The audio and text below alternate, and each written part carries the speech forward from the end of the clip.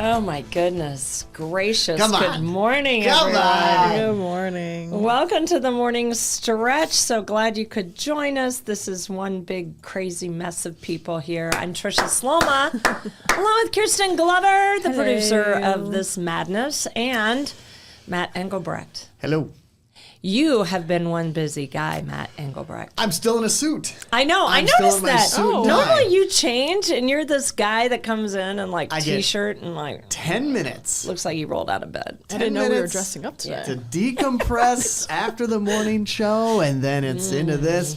Today was not one of those days. We're going everything and anything regarding that first alert weather day. Oh, yeah, and it's going to be busy. And it starts in just a few hours, really, when you think about it. So people, if you're watching this and you have errands to run, maybe a little bit of groceries, you want to fill the car up with gas, now would be the time to do it, right? Exactly. And that was the hardest message to kind of pull through when we were first alert. Jack and Alyssa were talking about this weekend, is that you'll leave this morning and you have to plan ahead because the afternoon is going to look a lot different. It's going to feel a lot different. So plan accordingly. And I've already seen a couple of people here and there mention that the first alert got them going this morning and they're prepared for what's to come this afternoon. Wow. All right. So the timing is everything with this. And I think that's the thing that people are like, well, I woke up this morning, there's no snow. Who is that? I don't know, Who but is I that like to impression make... of? That's not me. Come on. Is there somebody in your life that sounds like that? Actually, there's quite a few people, and if I identify them, they will no longer speak with me. Like, oh, what are you talking about? You know, there's no snow the first thing this morning. What are you talking about? My gosh. Oh my goodness. Call outs with Tricia Sloan. I feel bad for the person.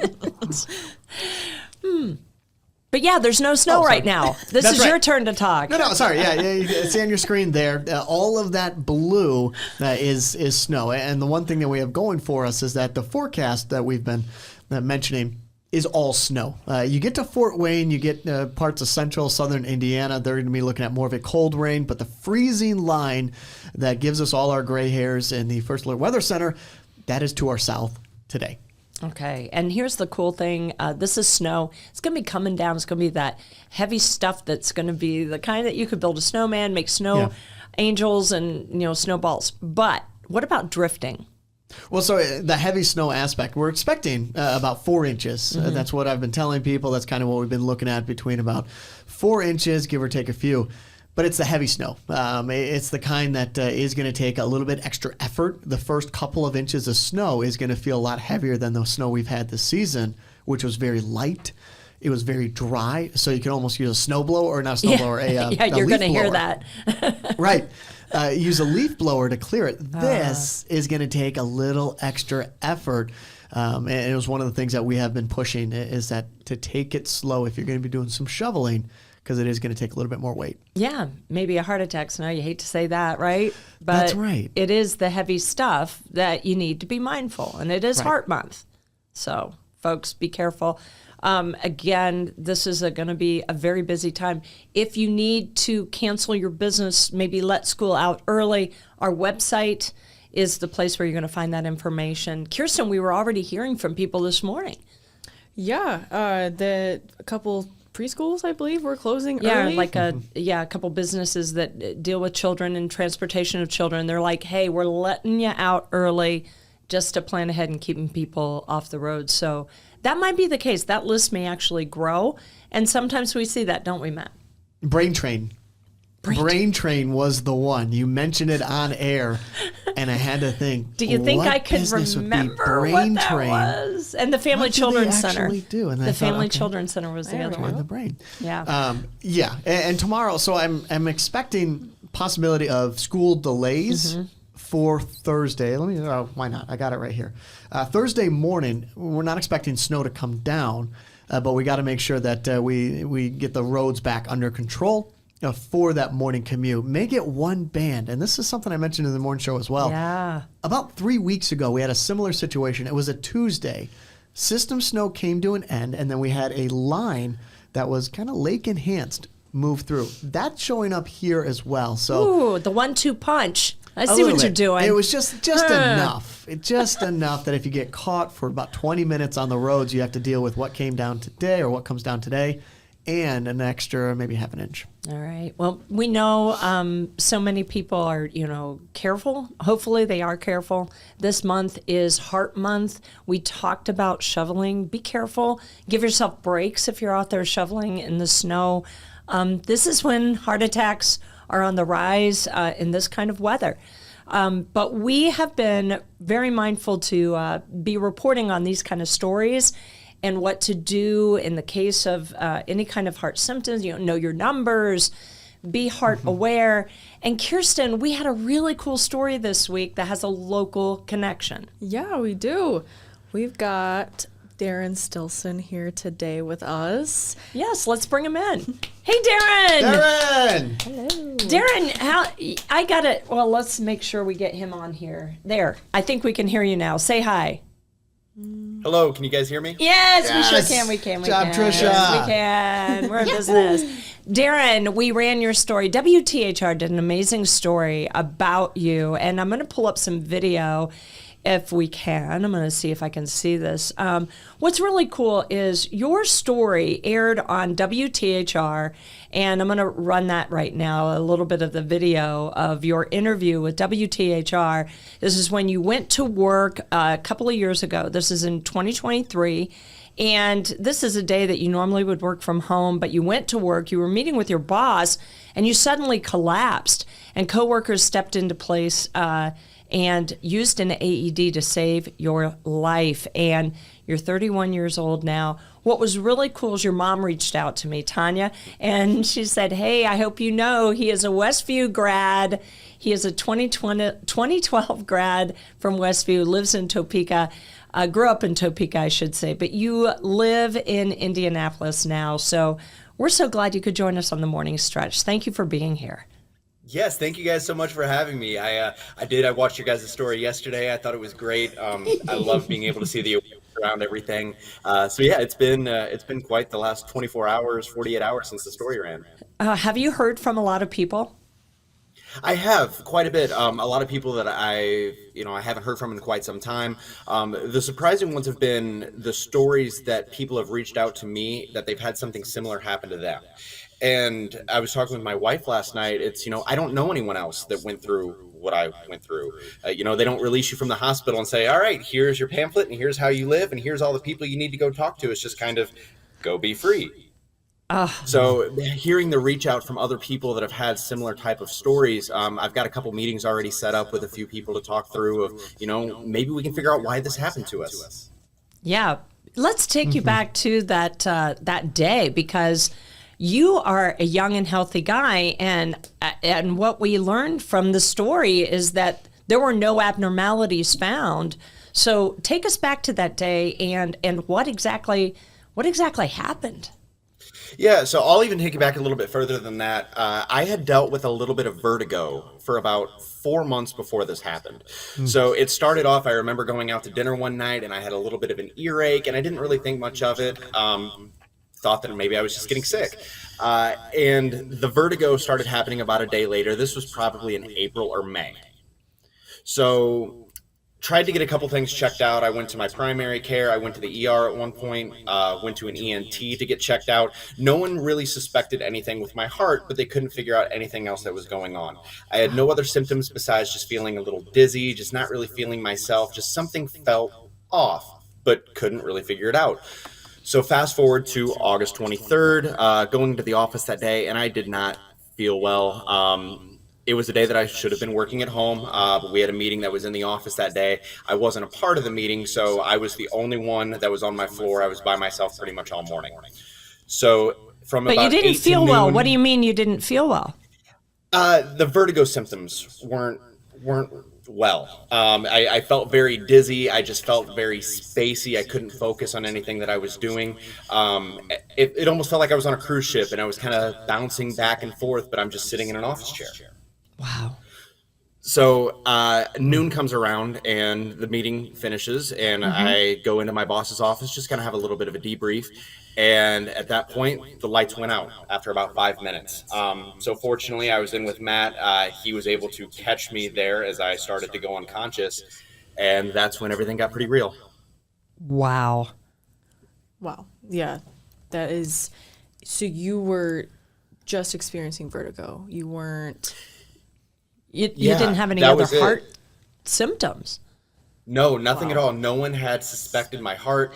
They thought at first, hey, it might have something to do with the brain or, with the ear infection, maybe, go to the ENT and figure it out.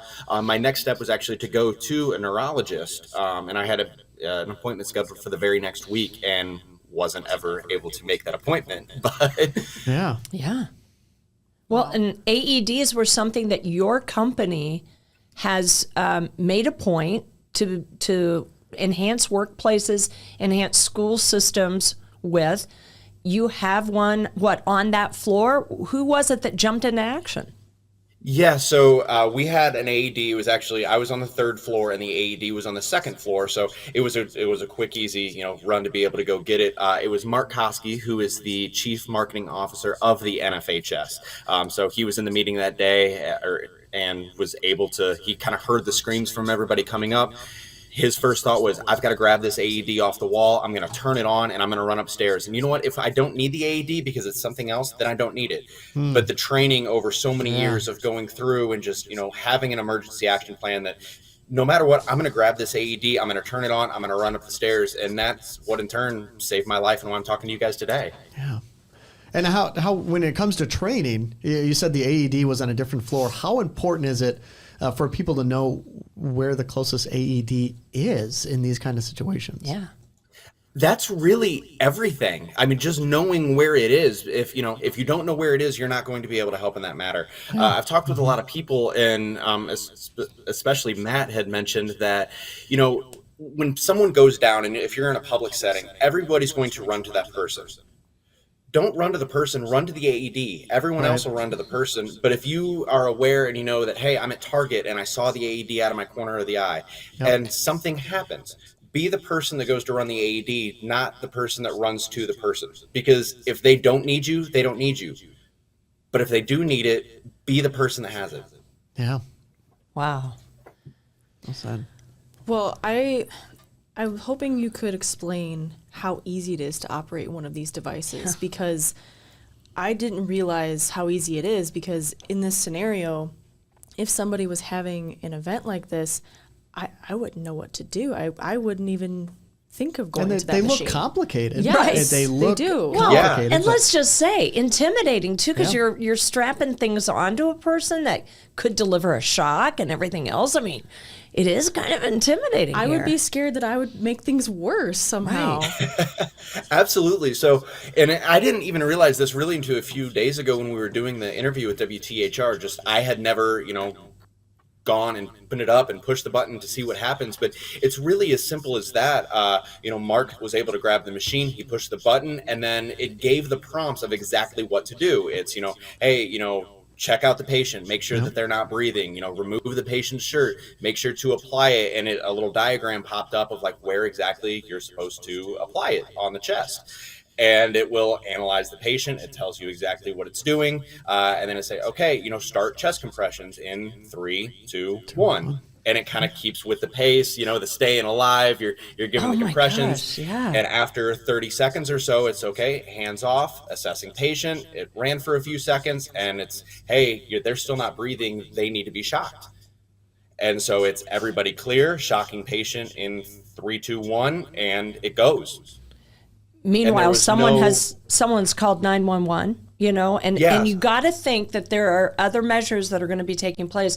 But what is this moment? I believe they call it a golden hour. It's like to get the first, treatments to a patient as quickly as possible. This is everything. It is. Yeah, it really is. And I don't know 100% on the stats, but when I was in the hospital, they told me that only 3% of people that have sudden cardiac arrest outside of the hospital actually survive. Jeez. Out of that 3%, only about 3% don't have any other neurological type of issues, or they're only 3% of people are able to return to a completely normal life. So I consider myself, I'm lucky I'm one of the 3% of the 3%. Yes. Wow. Did your wife hug you really tight? Yeah, absolutely. Yeah. And she was a rock star through the whole thing. And the scary thing too is, she thought it was a seizure. When I went down, I had, seizure actions. My body kind of tensed up and I was shaking. So in the office, they initially first thought it was a seizure. My boss called my wife and said, hey, we're going down to Eskenazi. Darren had a seizure. You want to get down there as soon as you can. And I'm honestly a little thankful that she didn't know it was sudden cardiac arrest immediately. So when she gets to the hospital, she's able to kind of decompress a little bit and figure out what was going on. But yeah, scary stuff. Wow. Well, February means a lot to you with Heart Month. What are you doing? What efforts are you doing besides interviews on the morning stretch and WTHR? I mean, what are you doing? You've really immersed yourself in this. And just talking to your mom too yesterday, she told me that even she's like asking around saying, hey, post your pictures of your AED in your office. Yeah. It forces people to know, where is that thing? Whether or not you know how to use it, at least know where it is and then be willing to try, right? Absolutely. And first, I got to say happy birthday to my mom because it is her her birthday. Her birthday. We should be having her on. Yes, oh, my goodness. She happy should be birthday, on. So Tanya. I haven't had a chance to be able to talk to her, but happy birthday to my gosh. mother. But yeah, I mean, it is a lot just about the awareness and, making sure that you have one in place. And I know that they had touched on the story a little bit and you guys had mentioned it earlier. In my prior job before having the one that I have now, I worked with the Indiana High School Athletic Association and a part of their foundation. And one of our initiatives was to make sure that we had AEDs in every single school across the state. Amazing. And not even necessarily just one AED, but if you have an AED out on your football field, that doesn't help you in the basketball arena. Right. Yeah. So making sure that people have an AED, they know where it is, and making sure that it's close by in case something happens, that's the first step. So being able to kind of tie my past life into what I do now and everything that's happened, it really is just about the awareness. And I don't think a lot of people, they'll pass an AED and not think anything of it. Or, I challenge people to think, hey, where's the AED in my office? Right. Is it, is it in the cafe? Is it, in the hallway? When I was doing the interview with WTHR, Samantha, who was fantastic, she's like, I'm not really sure I know where the AED is in my office. And then she gets back to the office and she sends me a text right away. It's like, hey, I found it. Like, this is great. Like, I'm going to make sure that everybody in our office knows. And they've got the training of just, hey, go and get it. You don't have to be an expert on how to use this thing. The machine will do the work and will do what it's designed to do. You just have to know where it is and have the awareness to go and grab it. Yeah. Absolutely. The initiative in itself is fantastic. Just to kind of pull the curtain back a little bit, these pieces of equipment, they're not cheap. They are expensive. Is it difficult getting AEDs in certain places because of the price? It absolutely is. They can run, I think the base models, you can get one $1,200 or so up to, you could spend, probably tens of thousands of dollars on this device. But in the grand scheme of things, when you're talking about life or death or having the opportunity to be able to save someone's life, yes, it is a couple $1,000s, but it's worth it. And, try and have the investment to have that. And hopefully you never have to use it. Hopefully it's $2,000 that you never get any use out of. Yeah. But if you do have to get the use out of it, it's priceless. Yep. Absolutely. Oh, my goodness. Well, Darren, I thank you for your time today. This has been wonderful, an important interview to do during February. And the fact that you're a Michiana native, now living in Indianapolis, we are so proud of you. And hopefully some of your friends in the Westview School District and the Topeka area are maybe watching us this morning. So getting a shout out to all of them as well, and your mom on her birthday. Yes. So. Happy birthday. Happy birthday. Yes. Thank you guys so much for having me on. I really appreciate it. Well, Thanks, we Darren. appreciate you. And I think a lot of people are maybe a little more aware of exactly what Heart Month is all about. Thankful for your story and thankful for your survival of you surviving. But here's the cool thing. You live now with what, a monitor? Is that right? That's it? Yeah, so it's called an ICD, and I could say the acronym, but I'll end up butchering it. But essentially, it's a little device that I had surgery that it's right outside my rib cage, and there's a lead that goes up my sternum, and it tracks everything that's going on in my heart. And I have a little computer monitor device that sits right on my nightstand that every single week I push the button and it takes all the data from my heart and it sends it directly to my cardiologist. So if there's anything that goes wrong, anything that's a little iffy, they're the first ones to be able to call me because they know that they can see all the data that comes right from my heart. So that's in me all the time. I've got an Apple Watch, I've got an Oura Ring that's always constantly tracking my heart rate, my heart rate variability, all That's the good going to be stuff. so reassuring. It is. There was a long stretch of time where, I'm worried that, hey, this is going to happen to me again. We still don't have the answers. We still don't know why it happened. So why did it happen? What's stopping it from happening again? But being able to have the device, and the longer that has gone by and the better that I felt, it is a big peace of mind. Yeah. Absolutely. Well, you've really helped educate a lot of people, and there's things in place and things that can be done. We've made so many gains in heart health. So hopefully it's just going to continue to get better and better, and your awareness and your story of awareness is certainly part of that success story. So thank you for your time today, Darren, and continued good health to you.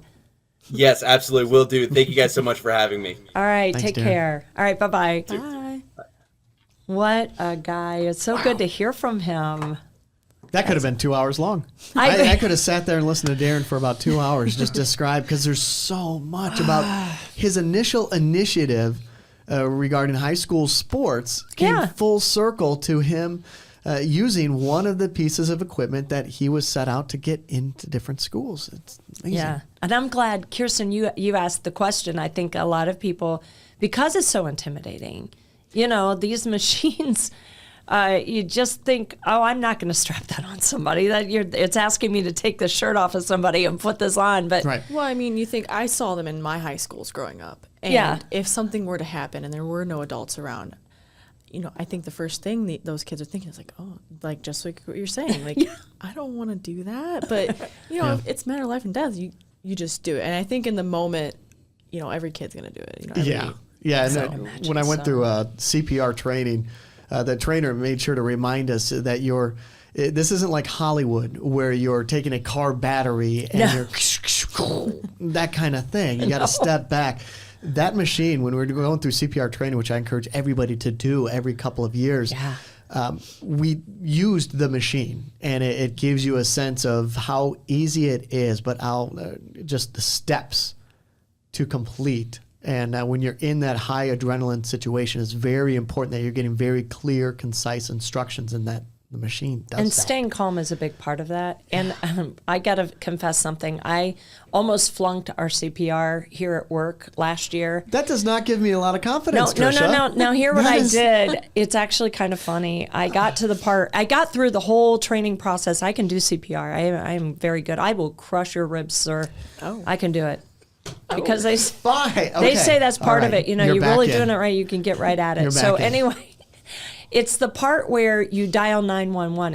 It's kind of like you are, assessing the patient, you do everything, dial 911, and you can set your phone aside.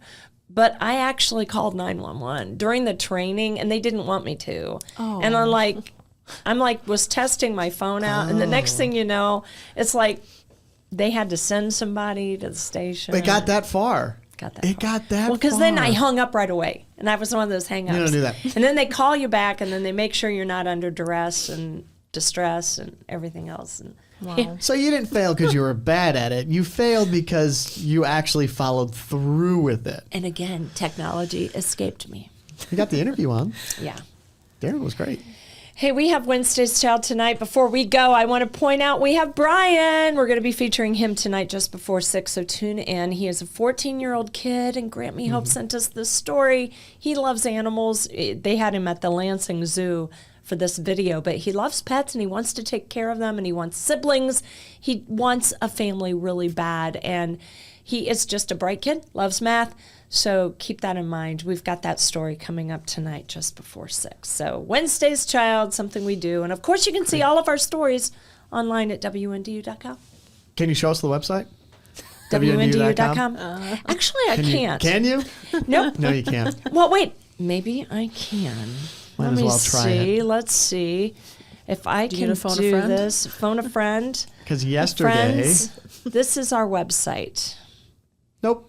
Is it? That Nope, is sure is not. our website. Nope. Not even. you. You know is what? that? It was our website. She's a red and carpet then queen, though. I don't know who she is, but she's a queen. You clicked. You didn't do it. I think the ad popped up. That is so funny. The ad did pop up. You were so confident. But she looked so cute. And Hey, you know what? We had some people in the comments. They were bringing up their similar stories while Darren was on. Okay. I just wanted to bring that up.